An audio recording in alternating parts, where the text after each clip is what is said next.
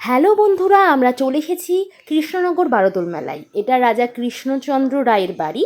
এই যে আমি, আমার হাজবেন্ড, আমার ছেলে, আমরা তিনজন মিলে চলে এসেছি কৃষ্ণনগর বারোদোল মেলায়। আমার ছেলে তো খুব খুশি, বলছে ওই ছাতা ললিপপগুলো খাবে, মানে ছাতা চকলেটগুলো। তো ওর বাবা ওকে কিনে দিয়েছে।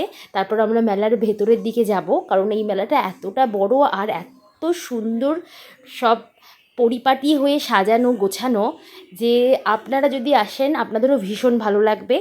এই যে এদিকে বুড়ির চুলগুলো বিক্রি হচ্ছে, সেই জন্য আমার ছেলে বলল একটা নেবে। আর এই যে এই স্টলটা পুরোটাই চুড়ি, আর চুড়িগুলো অসম্ভব সুন্দর, সেই জন্য আমি একজোড়া নিয়ে নিয়েছি। ভীষণ ভালো। আর এদিকে সব মুখোশের দোকান, তার বাচ্চাদের খেলনার দোকান, সেগুলো পরপর সাজানো আছে। ওদিকে কানের দুলের দোকান আছে, আমি যাব কানের দুলের দোকানের ওদিকে। ছেলেকে একটা বেলুন কিনে দিয়েই চলে যাব কানের দুলের দোকানে। এই যে কানের দুলের দোকান, এখানে তো পুরো সারি সারি কানের দুলের দোকান। এখানে রয়েছে সব ঠাকুরের জিনিস, ঠাকুরের পুজোর জিনিস। তো আমি একটা আমের শাখা নিয়ে নিলাম।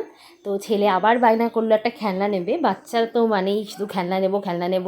তো ওকে এই খেলনাটা আবার কিনে দেবো। তারপরে আমরা ওই দোলনার দিকে যাব। এই দেখো আমি দোলনায় উঠেছি। ও কি মজা হচ্ছে, দোলনাটা তো চক্কর কাটছে গোল গোল। কি মজা কি মজা, আমার পাশে তো একটা দাদাও আছে, দাদাটারও মজা হচ্ছে আমারও মজা হচ্ছে। দেখো বন্ধুরা, আমরা সবাই মিলে, মানে আমরা তিনজন মিলে এবার উঠে পড়েছি ট্রেনে।